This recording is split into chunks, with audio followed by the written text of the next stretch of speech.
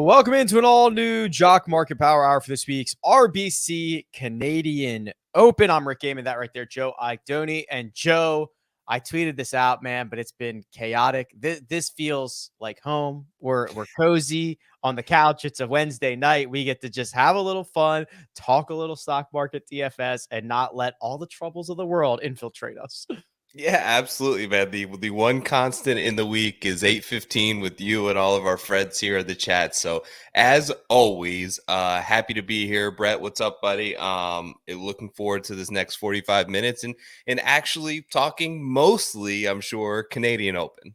Yeah, that's the goal here. Obviously, I think you and I have probably spent a lot of oxygen on what the future of golf might look like, but there's a lot of questions and not so many answers. And we could talk in circles, or we could figure out who's going to play well this week, or try to do our best. Yeah, no doubt about it, man. Tumultuous, like insanity, intense, all those words can kind of describe the last couple of days. But yeah, we had it. I don't want to like overshadow what a really cool tournament it was for us, particularly as two members of this show last week at the Memorial. Your guy Victor, my guy Denny. It was weird because you had Denny shares, and like so it was a weird scenario, but very cool to see that playoff. Sort of our two guys sort of battling it out, and Victor ending up like lighting the ignition switch on a career trajectory that has only been progressing in an extremely positive way.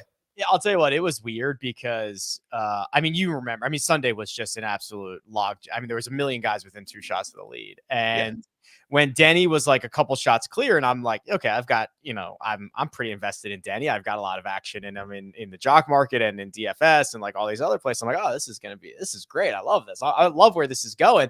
And then all of a sudden, Victor makes a putt on 17. I'm like, forget this Denny guy. Like, I don't like, I'll lose it all. I'll burn it all down if Victor wants to come through and win this. So the playoff did kind of feel like I was winning either way. And I'll tell you what, Denny, we were just talking about before we went hot. He hit a great putt in the playoff. He had a great putt on ATM. He played beautifully. It just, listen, it's hard to win. We say that every single week. Yeah, it's hard to win. I'm just impressed with how he's sort of coming into his own as a player. And, he had his best putting week of his career, but it's like, I don't want to just, I hear a lot of people being like, he sort of made his hay with the putting, which he did, of course, but he consistently gains over 6 strokes putting often. He's done it 4 times in the last 4 months. This was not unusual. I've said sort of all along, I need to catch a week where he gains 3 strokes ball striking. And had he done that, he would have won the tournament. But Victor was as impressive as always. He never gives up. He's willing to sort of be creative and think outside the box on the course. And he was absolutely rewarded for his aggression, for his progression, for continuing to work. You would talk so many times to me privately and on this show about the man outworks everybody and is the last guy on the range, the last guy to leave. He's been consecutive back-to-back weeks. We kept waiting for this moment of, man, I'm tired, like I need a break, and it didn't happen. He kept at it, and he won the Memorial, which was really cool for him to see. So congrats to him. Yeah, it was really awesome. And now heading into a major championship venue next week, that should be really cool and might set up really well for. It's going to be a fun way to see what he does next. So here were the payouts from last week, along with the IPOs from last week. So it's funny because like me investing in Denny in the jock market, like many others did, at $5.39 in the IPO, even if he loses the playoff, which he ended up doing, that's $20 per share. So we were guaranteed $14.61 per share of profit on the Denny side of things. And of course, you look down the rest of the list here. Siwoo Kim was in the mix for a while, 594 to 16. Another big mover, 387 to 14 for Andrew Putnam. And of course, Scotty Scheffler, who refuses to lose anybody money in the jock market, piles up another almost $6 per share win. What a stud. Unbelievable. He's putting together historic performances. What I liken what Denny is like, his strength is putting, what he's able to do from a strokes gain standpoint, how impressive that is with the putter, is Scotty basically everything but the putter. He's doing it all so good right now. He's continuing, although he doesn't seem to be in some other markets capitalizing to the full degree on this incredible run of form that he's currently on. He is doing so in the jock market. You can see there's still a substantial profit, 585 at going at one of his highest IPOs that we have ever seen him to date. Still turning you a 48% profit. He's doing it consistently. Jordan Spieth was another one that I know we talked a lot about on the air last week, and he was able to sort of continue to grind it out and climb his way Sunday to that 5th place payout. So there was a lot of good stuff. I feel like we had a lot of good calls last week, and we're pretty spot on with how things sort of shook out. Yeah, this is pretty wild. I mean, Scotty's been basically breaking records for IPOs, and he is turning a profit every single week. I mean, since Mayakoba, he in jock market, cash markets, he has lost 3 times. One of them was 1%, 10 cents per share. One was 7 cents per share, and the other was $1.45 per share. Otherwise, he's a winner every single week. Outrageous run, man. The guy continues to stack good performances one after another, despite, you would think, like having this frustration creep in at some point by not being able to hold a putt over 6 feet, but it certainly hasn't affected his finishing and his payouts in the jock market. That's for sure. No, and certainly not. And we'll get into the market for this week, obviously. But I mean, we are flying right now. You can see the bids coming in here on the right hand side. A lot of the early value, I don't want to call them sleepers or long shots or anything like that, but it does seem like there is a lot of money coming into this market right now. You can see it just seconds apart, all these bids coming in here. Let's give away a little bit of money real quick. So there's a couple ways to get involved this week. One, you can use the code POWER. There is a link in the description. If you have not signed up for Jock Market yet, there is a $100 deposit bonus waiting for you if you use the code POWER. So that's easy enough. The other way is here on Twitter, where if you quote tweet this Jock Market tweet, just go to their feed at Jock Market, quote tweet it with who you think is going to do better, Rory McIlroy or Sam Burns. That gets you into a draw. You don't even have to be right. That gets you a chance to win $150. So a chance that you could walk away doing all things right with $250 tonight, which will get you, it might get you like 25 shares of Rory Hatton. Yeah, maybe Hatton. I think Hatton. Rory is I feel like Rory's going to get north of 10. Okay. I agree. I was not very confident when I was saying that that you could get that many shares of Rory McIlroy. So if you haven't figured it out yet, we are playing stock market DFS. This IPO is live right now. The bids are coming in. I've already got a couple of orders in. I've already had to re-up my Dylan Wu order because I lost him. I already lost my Ludwig Aberg, so I might have to reload up on him. But I've got a little Brendan Todd, little Jake Knapp action, and I might move myself up the board here in a second. But if you're one of the high bidders when this IPO closes around 9 p.m. Eastern time tonight, these shares are allocated to you. And then based on finishing position, as we kind of saw in those examples a little bit earlier, there are guaranteed payouts. And obviously, if your guy beats expectation, that's good. If he doesn't, not good. So a lot of different ways to get it done on this week, Joe. And it's not going to be particularly easy because we're going to a golf course we've never seen before. What do we do? Big time wrinkle. As always, it's a composite of 27 holes. They're sort of mixing and matching on the front 9. The back 9, I believe, from talking to some people there and looking at sort of the scorecard, is going to play significantly easier. It's a singular 9-hole course. I don't really know what to think, but one thing that I really noticed is the importance, and I noticed this at the Memorial, of this sort of idea that distance and all these other things, like how do you play defense as a golf course? And the Memorial did a great job with just the firmness, of course, but also the rough. The rough was basically totally hit or miss. You look at that 18th hole, and Victor got a great lie on that right-hand side on 18, and Denny got an absolutely horrid lie where he could barely advance it halfway to the green. And that's the type of situations that I think this type of grass in the Northeast often presents. The further that they roll this rough up, if it gets to 4.5 inches, it's going to really demand accuracy off the tee. And to me, the difference between this tournament finishing 15 under par or 23 under par probably lies in whether or not they cut that rough down over the course of the next 4 days. Yeah, we're looking at the scorecard right now. 7,200 yards on a par 72 is not particularly long, but Joe, you're right. I mean, a lot of the defense is probably in rough and a little bit in some of the green complexes because it's not Yeah. necessarily in length, and you've got a lot of these par fours that are just going to be like driver flip wedge or whatever into it. So it'll be interesting to see how low they can actually go out here. The other thing to consider is kind of the top heavy nature of this board, right? So it's Rory McIlroy, it's Terrell Hatton, it's Sam Burns. We'll talk about some of those guys here in just a second. But then there's kind of the meaty middle where I think, you know, we've seen Justin Rose catch a little bit of steam, and maybe like a Tommy Fleetwood and a Shane Lowry. These guys that are certainly not like the elite players, but like absolutely capable of winning this golf tournament.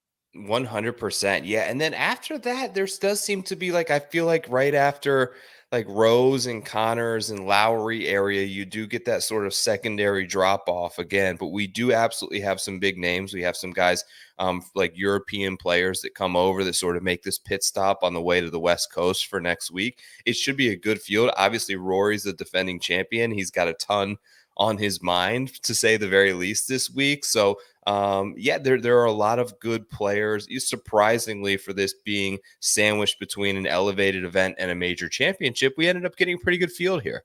Yeah, let's talk about some of the names in our segment called Bullish or Bearish. This is an opportunity for Joe and I to take a stand on 4 different golfers, and we will talk about that man at the top right out of the gate. It's Rory McIlroy. His fair value tonight, Joe, is $12.14. So that's looking at all of his implied finishing positions, how much he would earn at each one of those finishing positions, adding it all up and saying, okay, he is, quote, worth $12.14 tonight, which is asking him to finish about 8th or better. A lot of stuff game related, a lot of stuff non-game related to consider when it comes to Rory McIlroy. Are you bullish or bearish?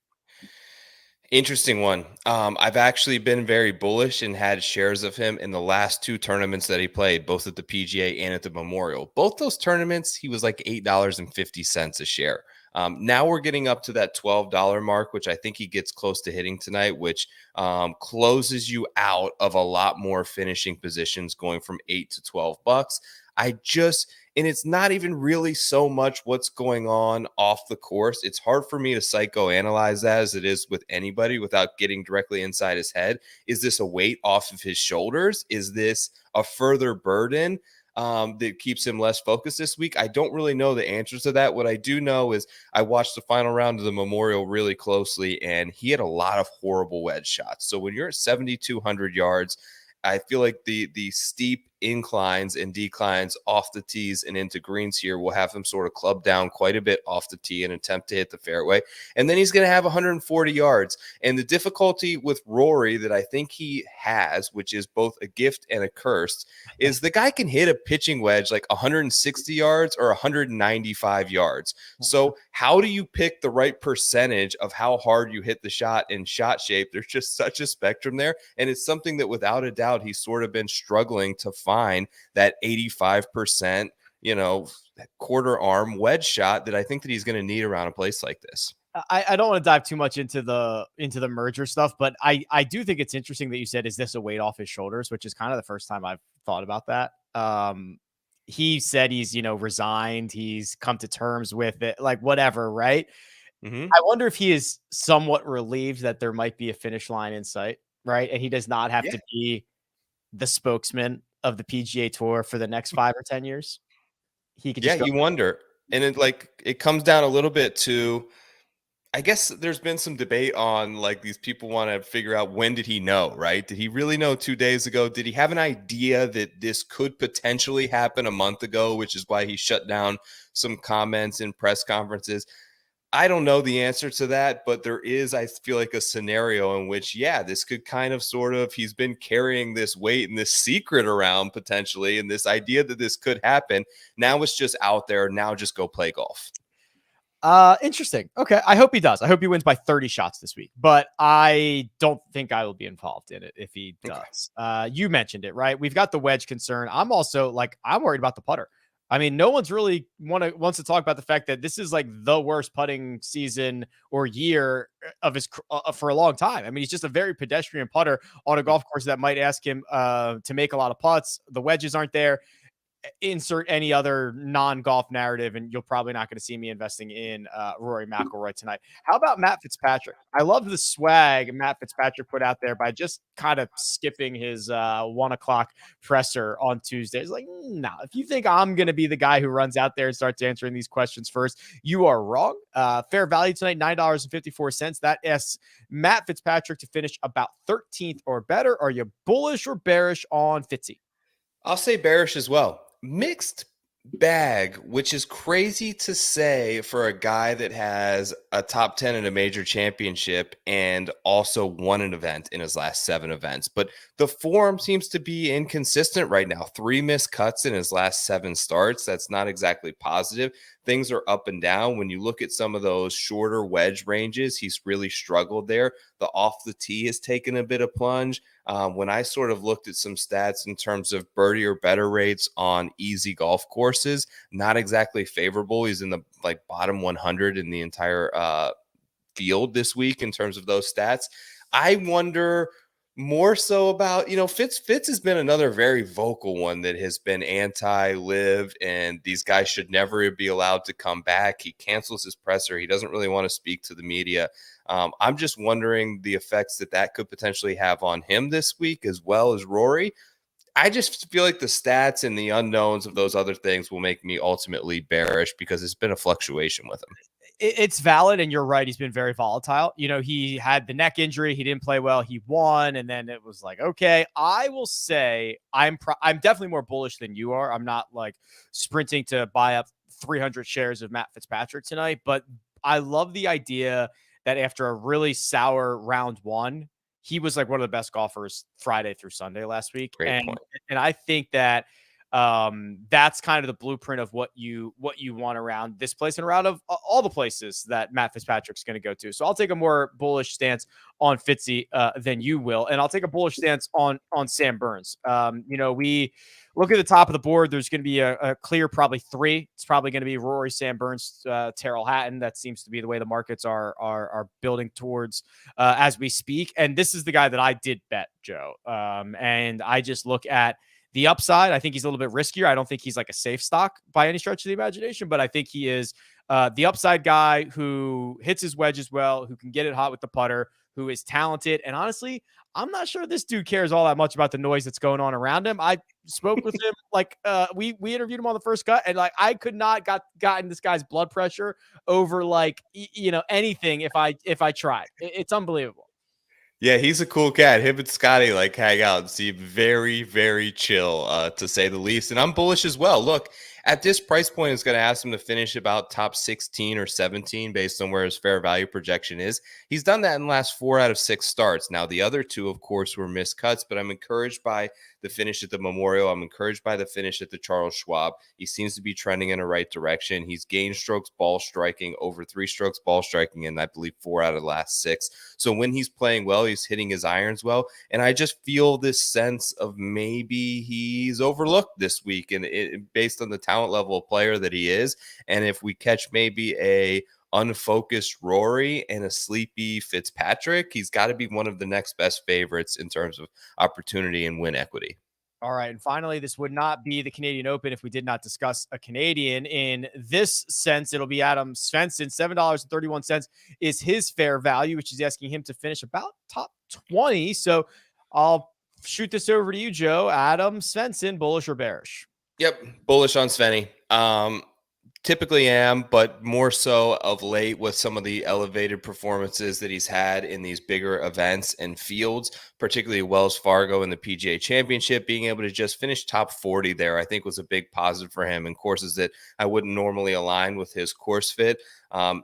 Statistically throughout his career, a much better player in terms of finish position and strokes gained when you get him on a shorter length golf course at 7,200 yards. I feel like he should be able to leverage that to his advantage this week, and I'm bullish on him.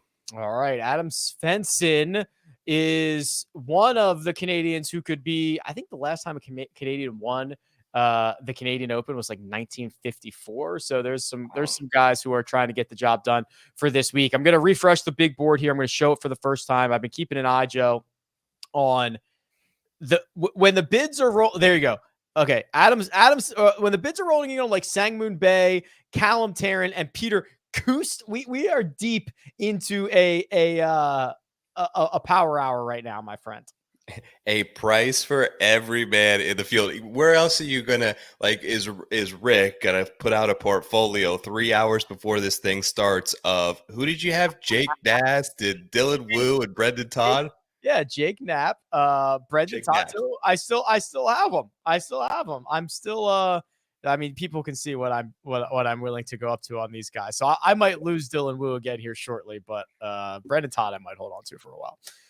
Point stays. When Brendan Todd is your most well-known player on your team and you're building a portfolio around that, the only place you can probably return a profit in that scenario is Jock Market, right? That's right. Power is the code. Link in the description. $100 deposit bonus. Rory McIlroy is not being shied away from in this market. Has already snapped through the $10 mark. That's where he's at right now. $10 per share with Terrell Hatton at $9.74. Matt Fitzpatrick right behind, and Sam Burns. That's basically everybody we talked about. The next group that I alluded to them earlier, the Rose, Lowry, Fleetwood, Connors. Those are the four guys in the 7K range here, Joe. Is there one or two of those guys that you think are better suited for this week than the others?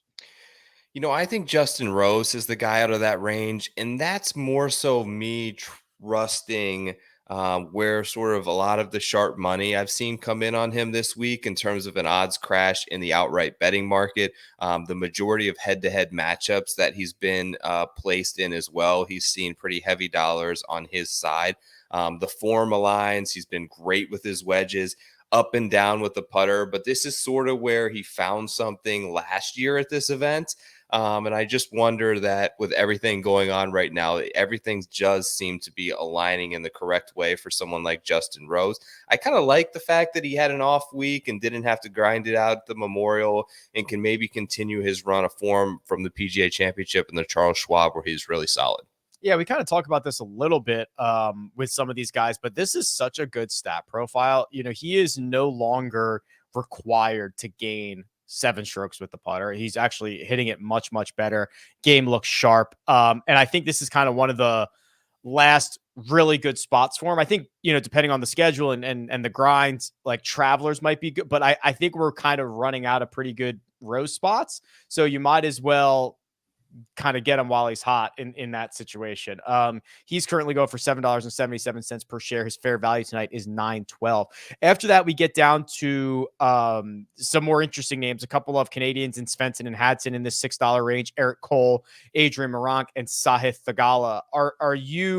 We already know how you stand on Svensson. Is there anybody else you'd be willing to buy here? Interested in Hadwin. I think that he's a pretty good course fit. I have some Eric Cole as well, but I feel like he's eventually going to get out of my price target range because he's pretty popular across all formats, which usually leads to an inflated price here in the sort of the IPO market of Power Hour. Where is, I wanted to ask you, where is the state of the union in the Run Good camp on Mr. Thigala this week? Like cautiously concerned like that. Is it a course fit thing or is it more of a form thing for you? Both. I don't think it's like a great spot for him, right? I don't think putting him on a golf course that is going to ask for maybe some of the more delicate half shot, like you were kind of talking about, like some of the more feely shots. I think that could go in both directions for him. He is certainly the artist. He is not the engineer, but I think sometimes it goes sideways. I hate what he's doing with the driver. He's just absolutely spraying it everywhere, and the rest of his game is a giant question mark. So I think we're getting that volatile stuff that we've seen from him in the past, which is fine. It's nice, but it's very hard to kind of lean on in any type of consistency. Yep, I think it's a fair take. $5. It's got a lot of interesting names here. Ludwig Aberg is going to make his professional debut. Nick Taylor, another Canadian. Matt Kuchar, $5.85. And then we've got this Cam Young dilemma. I'm actually pretty surprised to see how popular Cam Young is in most fantasy formats. He's been a pretty big loser in the jock market. Four in a row, and 5 of his last 6. So I feel like I'm on an island here. What are you feeling about Cam Young this week? So a couple of things. I have been I feel like correct in fading him over the last 6 weeks. I feel like that was a good stance that I took and a profitable one in most every place that I took it. I'm just wondering if the pendulum has maybe swung too far at this point. He's been shown the ability on shorter, narrow golf courses to actually use that to his advantage, because not only when he's playing well is he one of the longest guys in the field, he also hits it really straight. The other thing I was actually very pleasantly surprised about when I dove into some of the wedge areas, particularly looking at players' proximity from 100 to 175 yards. When I bundle those all together, he's the second best player in the field. So he's been really good from those shorter ranges. At all levels, from 101 to 165, he's hitting those shots properly. It's just going to come down to the putter. It's been so negative for him. If he could have a level putting week, I feel like he could get back to top 10 in golf tournaments. I mean, I think he's kind of like the X factor, right? I think I would not be surprised with a third straight missed cut, and I would not be surprised if he is in the thick of it on Sunday. And there's not a lot of guys that I feel that way about, because I only think there's I don't know, a handful of guys with a lot of win equity in this field. But this, this is really bizarre. Where's his price right now? I've got him currently at, he's the third pre-ranked, 774 with a fair value of 1033. So 774 is like 19th or better. His fair value would put him like 11th or better. Yeah, and I'm looking at top 20 markets. There's sports books where he's minus 160 and minus 145 to finish in the top 20. So still well within that price range where he looks like he could be a buy. It's interesting. I love the pre-rank. He breaks ties with everybody but Rory and Terrell Hatton, so that's all good there. I'm going a little bit further down the board, and these guys are lagging a little bit behind. We got about 18 minutes to go, so there's still plenty of time here. But sub $5, you know, there's some guys that I've been playing a lot of in the last couple of weeks, in Carson Young and Dylan Wu, who, again, I'm going to try to get shares of those guys, and a lot of just young talent here. Joe, where do we want to allocate our funds down here? Yeah, I like Carson Young. I've been loved Dylan Wu, as you mentioned. Aaron Rai is another one that I kind of have my eye on, as I feel like a pretty good course fit, particularly when I looked at those wedge ranges. He's been a little bit volatile and up and down. Let's see, what's his sort of profile look like in profit loss here lately? He's lost in 4 out of 5, but his win was a big one at Charles Schwab. Then he had a big one at the Players. He was kind of, I would lump these as like, even, minus 22 cents, minus 45 cents. So when he plays well, struggle really well. But yeah, when he plays poorly, he plays really poorly. Where were you at with, I saw you like Brendan Todd a little bit. What were some of the reasons that you thought he'd be a good play? Yeah. So, and I want to caveat this by like, we're doing a lot of guessing on what this course is going to ask for, right? Totally. Like a lot of guessing. And if it is short-ish for 72, and it is penal to be in the rough, he is just one of the more accurate drivers and shorter hitters. So in theory, the distance doesn't hurt him. The accuracy helps him. Then you kind of look at, you bundle together some of those wedge areas, and you'll see like it's a pretty clear delineation from everything from 150 yards and under. He's like top 50 on tour, which is way better in this field. And anything past that, he's just not good. So I think that and then of course he's one of the better putters that we have on tour. So when you get a course that fits someone this well, and it's such a specific skill set that you don't see every week, I think you got to take a chance on it. I like that. Yeah, so that's kind of where I got to Brendan Todd, although I keep getting outbid on him. So I don't know if I'm going to end up with any shares of him. I should probably stop talking about it. A little bit further down the board, now sub, $4. This is where there's a pretty clear drop off, the Garrick Higgos of the world and Patton Kazai or Paul Haley. I mean, is there anybody worth taking a stab on down here? I think what you mentioned about a lot of the unknowns in terms of how the course is going to set up to reward players with certain skill sets. I think it's wise to sort of choose an avenue and stick with it and hope that you get it right, in a sense. What I mean by that is particularly off the tee. Choose a guy who hits it really far if it ends up being advantageous to do that. Cameron Champ, Kevin Chappell, these players hit it really far. I think I'm more likely to go with guys who are going to find the short grass a lot. It's my gut feeling that they're going to want to play. With this event set to come back in a few years, I don't think they want this thing to get to 25 under par. If I'm setting up a course, I want players to want to come back. I want it to kind of be in that sweet spot where a lot of good tournaments finish at. I think that rewards more accuracy type players. So there's Ches Reavie, there's CT Pan, there's these type of guys that tend to go out there and hit it 290 and hit in the middle of the fairway. And I think on a short course, like you mentioned with Brendan Todd, it will allow them to sort of get shorter clubs in their hands than they've been hitting the last few weeks at Mexico and Quail Hollow and in the PGA Championship. That should play into their advantage. The one name that I will point out, and hold your tomatoes for a second, is Grayson Murray, who has been a loser in 1, 2, 3, 4, 5, 6, 7, 8, 9 consecutive cash markets. However, I will just point out, those are not all the events he has played. He won on the Corn Ferry Tour a couple of starts ago, 3 starts ago, finished T3. So that's 2 of his last 3 starts are podiums, including a victory. So he's out there. He is available. He's been very bad in the jock market, but he is available.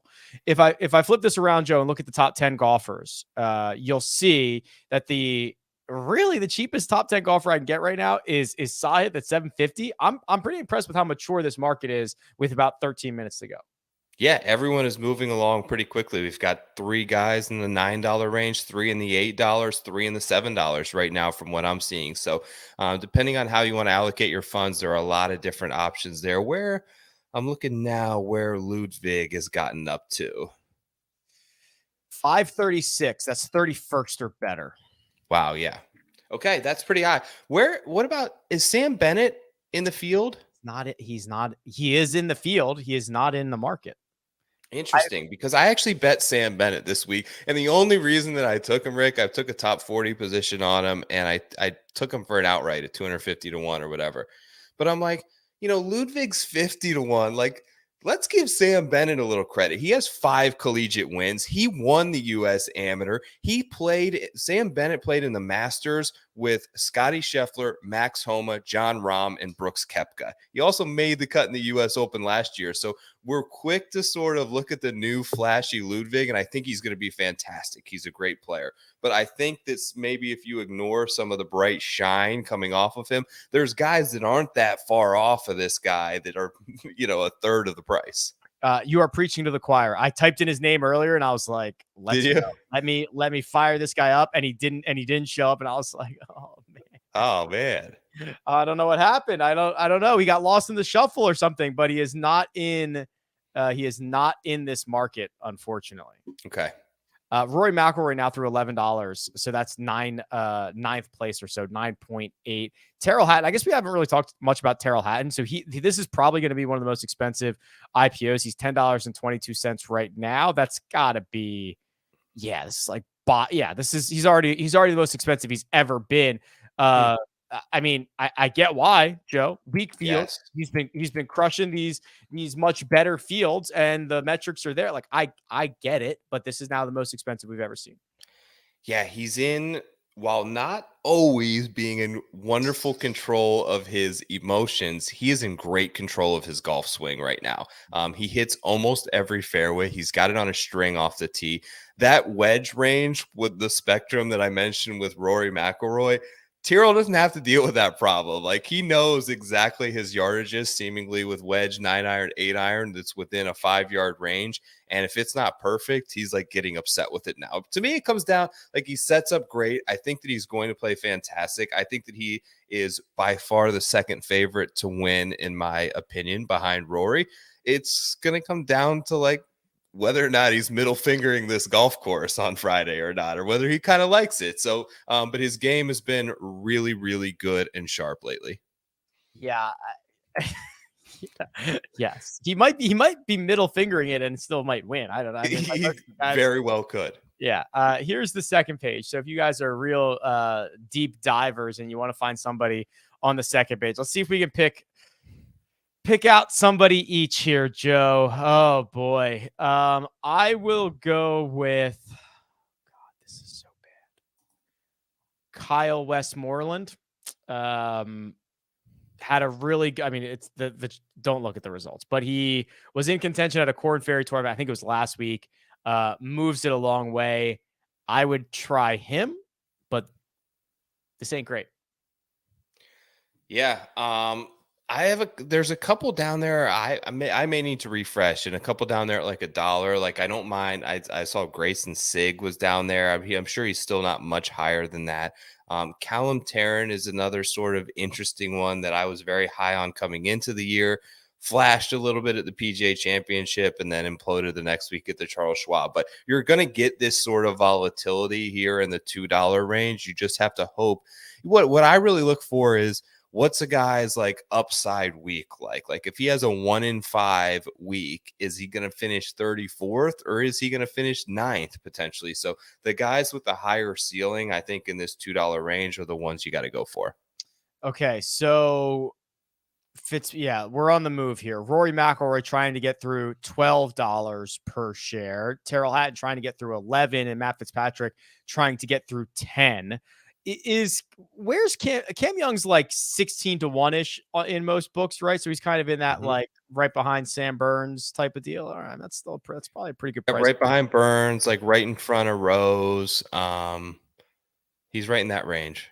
Yeah. All right. Here's Aberg up to 31st place is his fair value finishing position on $5.46. This thing it's going very, very fast. What I will do is I'll get you out of here in just a second, Joe.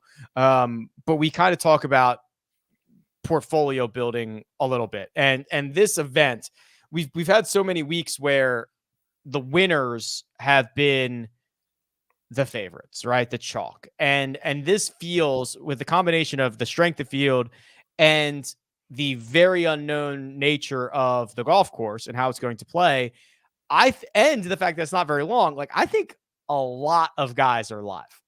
I was going to echo the same 3 points, basically. Short golf course, unknowns of the golf course, like total unknown wrinkle of a news drop in player mentality this week. Like, are these guys furious with the PGA Tour?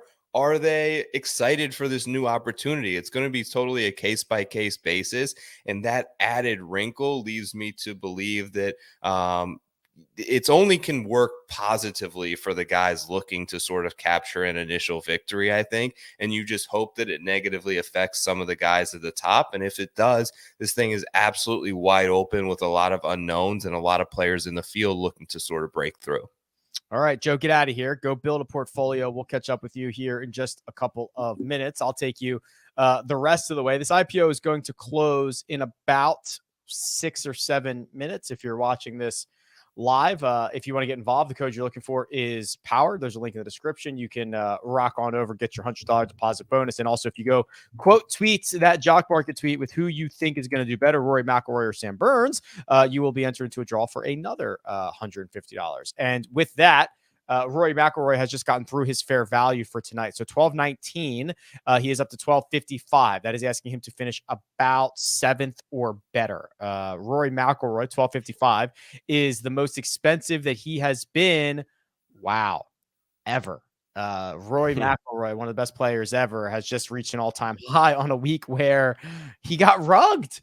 I can't believe it. Everybody coming out in support of Rory thinks he's just going to burn this place down tomorrow, and he certainly might. Terrell Hatton, 1093. We already talked about it. That is an all-time high. Cam Young, 977. I'm going to click through, but I imagine, all-time high. Matt Fitzpatrick, 974.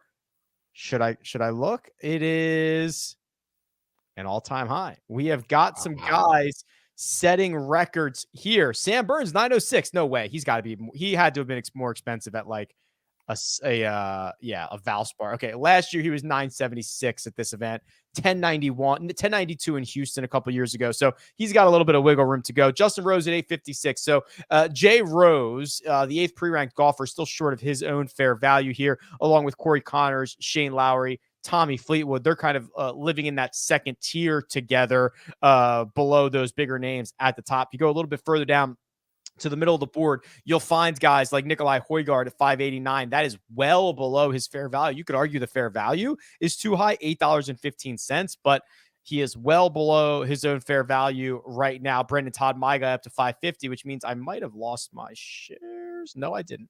I still have my shares there of Brendan Todd. A little bit further down the board, here comes Carson Young. You can see the love for Young, Carson, that is, because his pre-rank horrible, 106, but he is being priced much, much higher than that by the sentiment that we have going on this week. I'm going to refresh this board real quick, and I'm going to see if my orders are still live, which they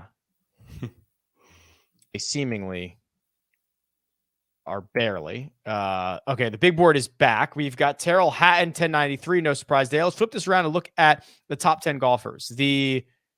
Wow, they're all in. I'm shocked at how much love there has been early and often in this market. I mean, I usually see a couple of guys in the top 10 right now that you can get pretty cheap. The cheapest guy right now is Sahith. He's $8.06. He's still $1.50 short of his own fair value, but that is very, very mature and concentrated at the top of this board. The 11th pre-ranked golfer, I mentioned Nikolai Højgaard, still $2 short of his fair value. Keith Mitchell, about $1.50 short of his fair value. Keith Mitchell's been a loser in 6 straight markets. That is not great for Keith. Let's go down a little bit and find a couple of Canadians here. Adam Hadwin, loser at the Memorial, but got you a win at the PGA Championship, 33%. Svensson is here currently at $6 flat. $7.31 is his fair value for tonight. So he's got a little bit of room to wiggle with right there. Let me give you a refresh. 857. So still time. That's basically an eternity in the jock market. We still have the big two, Rory, Terrell Hatton. They're the only guys in double digits. Cam Young is now trying to get up there. He's now the third most expensive golfer, $977. For a guy who's lost in 4 straight and 5 of his last 6, the public does not seem to care as of right now. $977. He is now more expensive than Matt Fitzpatrick. Let's go to the second page real quick and just see if I can find some names of interest. Jake Knapp, $298. I've got some shares out there for him. Vince Whaley, $269. He's short of his fair value. What about Matty Schmidt? He's over his fair value, $2.34 per share. 2 minutes to go. About 2 minutes to go. No guarantee in that. We'll see how long this IPO is going to stay open for, but it's not going to be much longer. We have seemingly slowed at the top. Since my last refresh, none of the big 4 have moved. Rory McIlroy still at $12.75. Have we squeezed every ounce of juice out of Rory McIlroy? The answer might be yes. 2 T7s in a row. 2 decent returns in a row. 48% ROI, 52% ROI. And we might be done. We'll see. Justin Rose, $856. Still has a little bit. Rosie's got 4 straight wins and 5 of his last 6. The advanced metrics are great, and he's not at his fair value yet. Eric Cole, $6.30 per share. That's probably the most expensive he's ever been, and well warranted. Winner in 3 out of his last 4. Winner in 5 out of his last 7. And yes, this is the most expensive Eric Cole has ever been. $8.59. This thing can close now at any moment. Let me refresh this one more time. See where we stand. Are we done with Rory? The answer is probably. $12.75. Hasn't moved in a minute or two. This late in the market, that might be it. We might be done. $12.75 is Rory finishing about 7th or better. 7th would be $13 per share. Tommy Fleetwood off a miscut. $1 short of his fair value for a night. $8.95. That's asking Fleetwood to finish about 15th or better. He was a winner in 1, 2, 3 in a row and 5 of his last 6 before that miscut. We might not have much time left. Probably a mere seconds to get those final bids in this IPO. It's going to close here momentarily, and I think we're done. I think it just closed. Yes, closed down. IPO is closed. It is done. We will let the dust settle. I want to see if anything else came in on Rory here, but that was, I think he was tapped. Yeah, he was way up there. $12.75 was the last that I saw it. Yeah, I'm just waiting for the yeah. All right, we are officially done here. So just real quick, Joe, $12.75 for Rory McIlroy, the most expensive he's ever been, which is crazy because it's Rory McIlroy, and also he stood there for probably the last 4 minutes. I think everyone, it got to that point, and everyone was like, not a penny more, not a penny more for Rory. Not a penny more. Once you get to that break through that threshold where a first place you can't quite double your money in, I feel like you start to lose clientele and potential bidders on him. But yeah, impressive. The highest price we've ever seen him. So he's going for, this will be 3 in a row Canadian Opens, right? Yeah, 3 in a row across 5 years at 3 different golf courses. Yeah, wild stuff. Good luck to him this week. All right, Joe, give us your portfolio, the one that we expect to see at the top of the leaderboard. I hope so. All right, we're starting with Tyrrell Hatton, 1093 per share. I know that that's a record. In the mid 8s, so Tommy Fleetwood and Justin Rose. I feel like they were good prices on both of those guys. And one of the things I kind of wanted to point out, because somebody gave me some feedback last week when I mentioned this, it's sort of the break-even point. Like, the swings are not identical. There's a much higher upside. So at 850, basically that's 16th or better, right? If you go 10 positions down and say that he finishes 26, you're really only chopping $2 off of his price. So while 15 is the break even, you go down 10 spots and you chop $2. However, you go up 10 spots and you nearly double your price there. So the upside in terms of when you get these guys in the $7, $8 range to play well above their baseline, you are much more handsomely rewarded for than if they play below it. So that's kind of one of the things that someone had asked me about last week. All things aren't quite equal there. So Rose and Fleetwood in that $8 range. Sorry, that was long. No.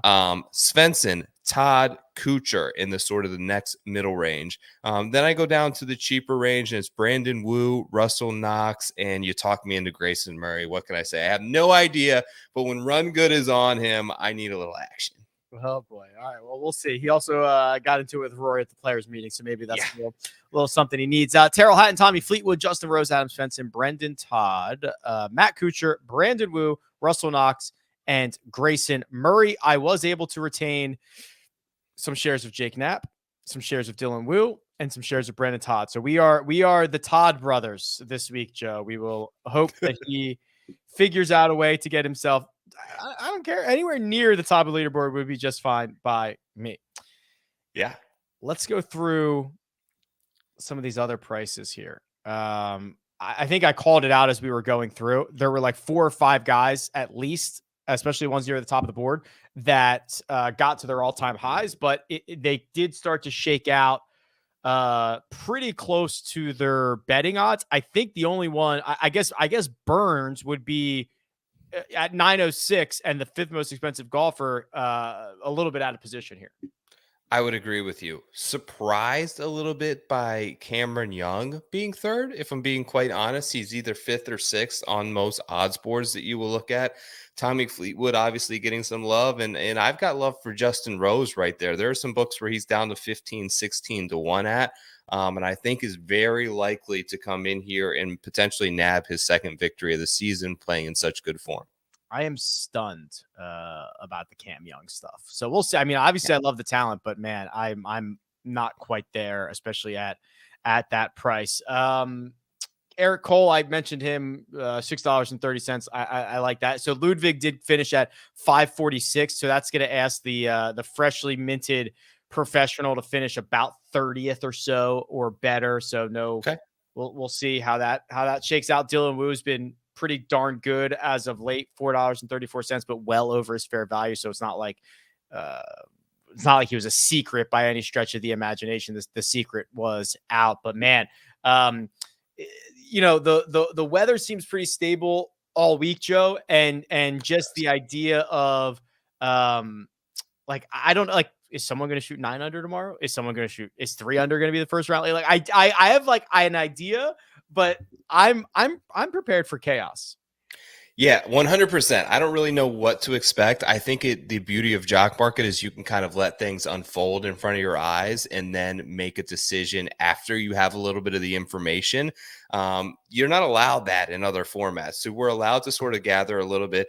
I spoke in on my pod. I had Feinberg on this week, who's been a member here for 30 years, and he thinks the back nine is significantly easier. For those of you, take that what you will. He thinks we could see a 29 on the back nine. So I would maybe pay a little bit attention to that and see if that comes to fruition. If the front nine plays substantially harder, those holes 3 through 6 are brutes. They average like 486 and they're all par fours.